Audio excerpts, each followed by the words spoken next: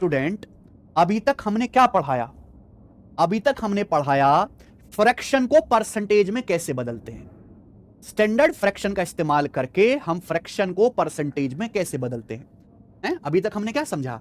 हम फ्रैक्शन को, भिन्न को प्रतिशत में कैसे बदलेंगे, ये तो पढ़ा है मैंने स्टैंडर्ड चीजों का इस्तेमाल करके। अब मैं सिखाऊंगा उल्टा कि कैसे हम स्टैंडर्ड परसेंटेज का इस्तेमाल करके फ्रैक्शन में बदलेंगे। अब हम सीखेंगे उल्टा, लेकिन अब आपको उतना समय नहीं लगेगा, अब आप जल्दी सीख जाओगे कि आप समझदार बच्चे हो चुके हैं। प्यारे बच्चों, सब बच्चे ध्यान सुनेगा। 20% क्या होता है? 20% होता है प्यारे स्टूडेंट 1/5। 20% क्या होता है प्यारे बच्चों? सब बच्चों को पता है 1/5। 20% की फ्रैक्शन वैल्यू 1/5। सीधा उल्टा हर तरीके से याद होना चाहिए। मैं आपसे कहूं 20% क्या रे, तो आप कहोगे सर 1/5। तो फिर मैं आपसे पूछूं बताओ 40% क्या होगा, तो आप तुरंत सोचो सर 20 का दुगुना है 40, तो 40% की फ्रैक्शन वैल्यू दुगुना 2/5।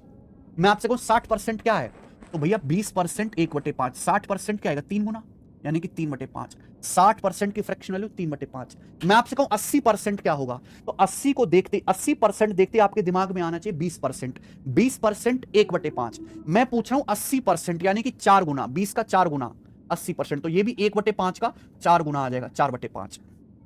बोलो। मैं आपसे पूछता हूं 5%, मैं आपसे, ये सब बच्चों को पता है कि 5% 1/20 होता है, 1/20। पूछू 15% क्या आएगा, तो आप तुरंत सोचना 15% यानी कि 5% का 3 गुना। 5% 1/20, 15% आ जाएगा 3/20। 35% क्या आएगा, 5% 1/20, 35% हो रहा है 7 गुना, 7/20। क्लियर है? सब बच्चों को पता है मेरे भाई 4%। मैं आपसे पूछता हूं बच्चे बताओ, मैं आपसे पूछता हूं 36% की फ्रैक्शन वैल्यू क्या है? 36% की बताइए। हम आपसे पूछते हैं बताओ 36% की फ्रैक्शन वैल्यू क्या है?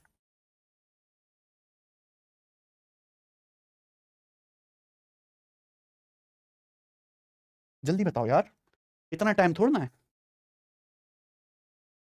तो आप ये देखो 36 में क्या आता है, जिसको मैं जानता हूं 4%। 36, 4 निम्मा 36, 36 में क्या आता है 4%।